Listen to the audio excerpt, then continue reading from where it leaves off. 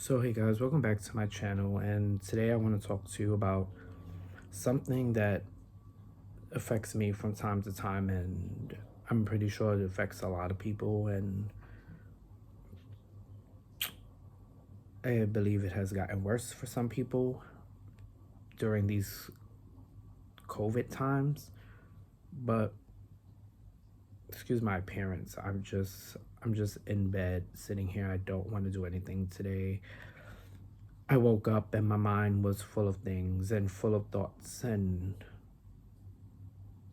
I just feel sometimes defeated and sometimes like giving up. And today I don't know, things plagued my mind, and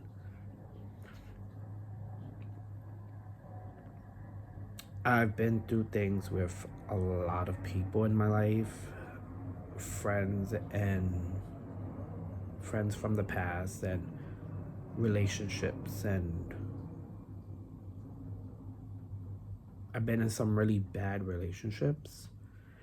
And I'm the kind of person where I love and I love hard, and I give everything that I can to people.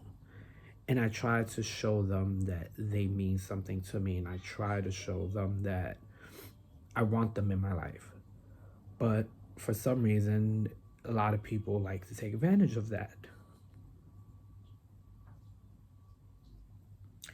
And as a teenager, for some reason, I was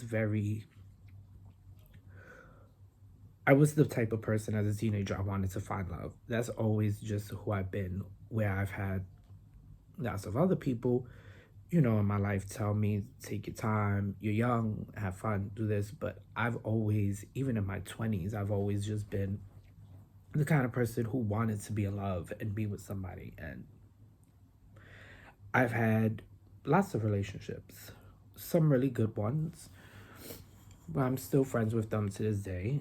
Amicable breakups, we didn't end on bad terms. But there were a lot that put me in a place where I felt like I wasn't important to someone. And they made me feel as if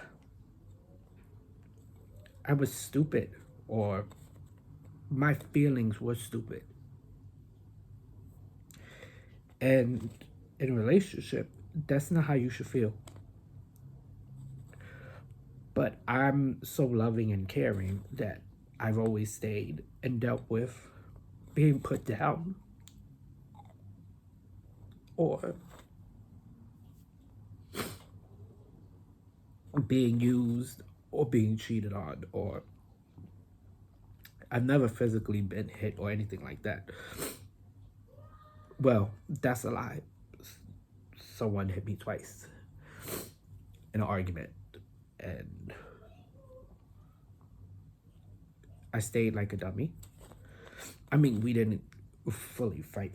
It was arguments, and I don't really want to get into all that, but that has taken a big toll on my mental. And then there's other things in life that has happened where I just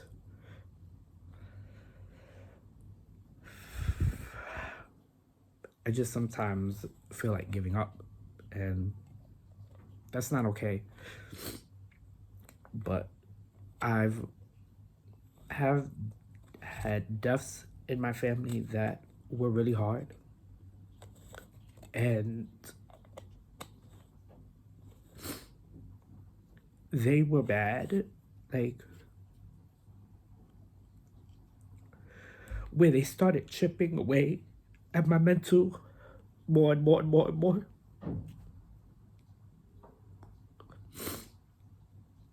And it's just, it sucks because this is just what life is, and this is what happens in life. But when you have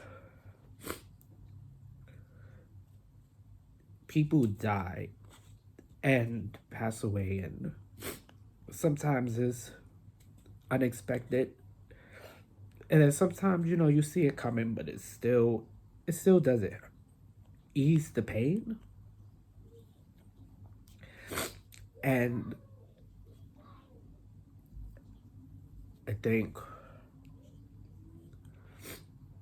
I don't want to talk too much about my family because that's their personal business and I don't want to put their stuff out there. But losing a baby niece and then losing a nephew. Wait, let's rewind that. Losing my niece, a baby niece, losing my dad, losing a nephew who was still young in his 20s, and then losing my mom. When I lost my mom, that's where everything in my life changed. Like,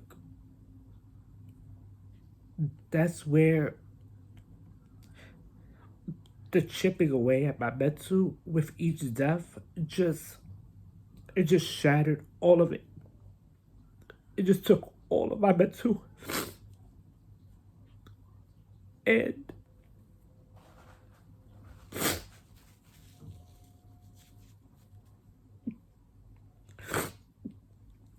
it's I go through these phases now where I'm just like,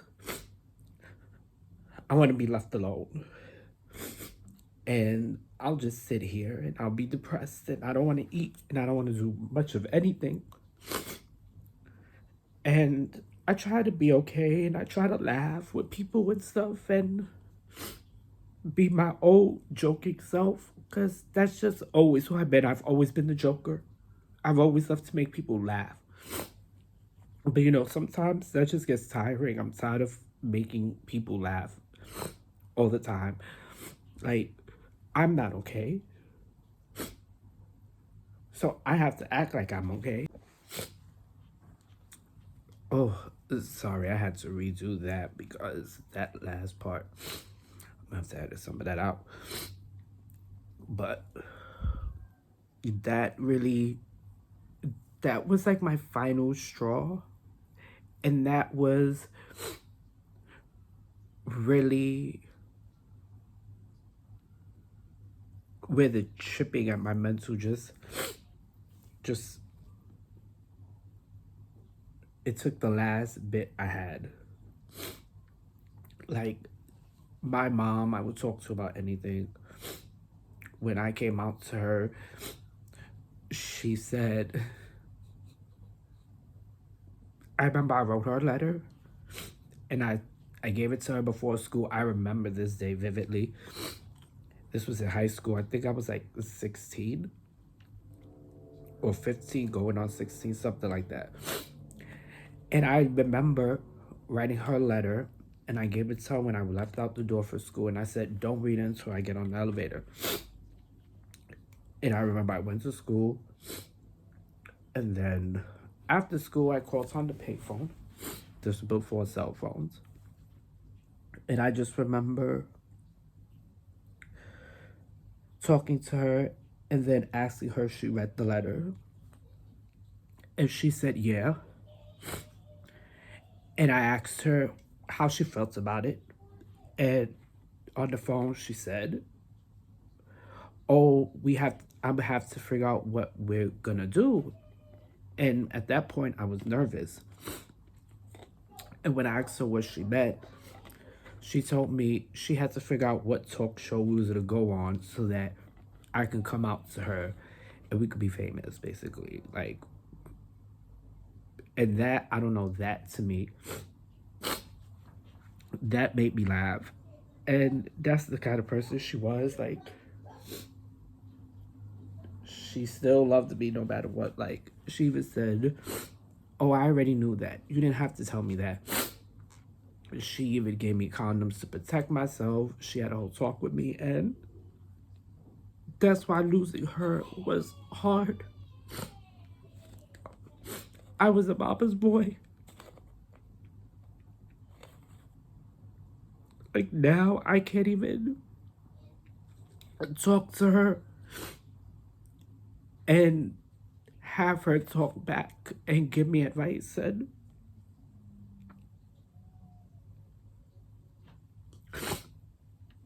it's hard.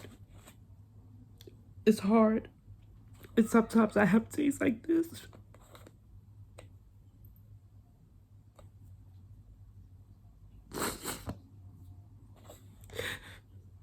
And it affects my work, and it affects my relationships. It affects things. It's changed me into a different person. I've done started smoking, not cigarettes, but I done started smoking because having that high helps me feel better. And having that high,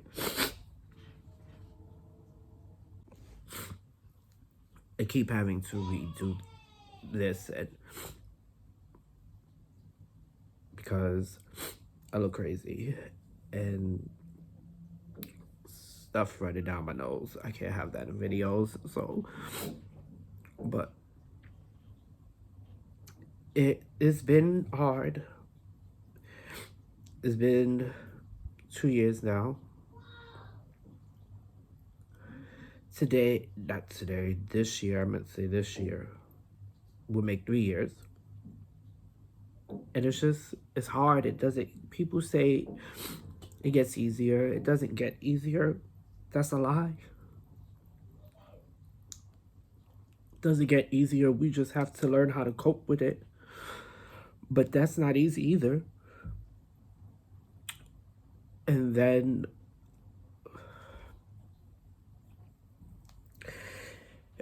my brother passed away. And that was sudden, and that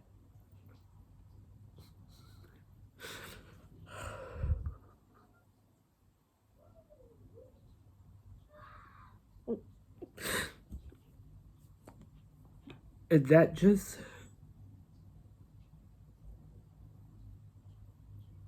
it sucks. Like it just sucks. He was a great person.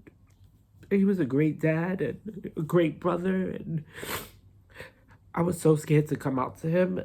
And he was the last person I actually came out to in my family, like my close immediate family, like my siblings and stuff. Because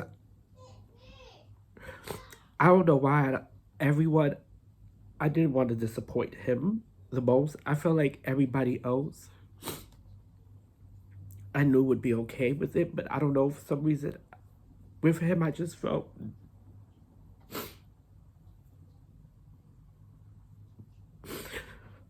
but I told him, and he's like, oh, I knew that already. He's like, you my brother, I love you. None of that matters. And he was another one. Like my whole family, all my siblings, we all love to make people laugh, and we all joke a lot. And he was one of them that really joked a lot, and I'm gonna miss that. You you have these things in life that tend to take tolls on your mental, and it sucks because no one deserves to go through things that they go through that hurt or that put them in this type of state. Depression is real, and we all know it's real, but some people don't talk about it. So some people just think depression is a whatever. You know, you'll be okay. You'll get over it.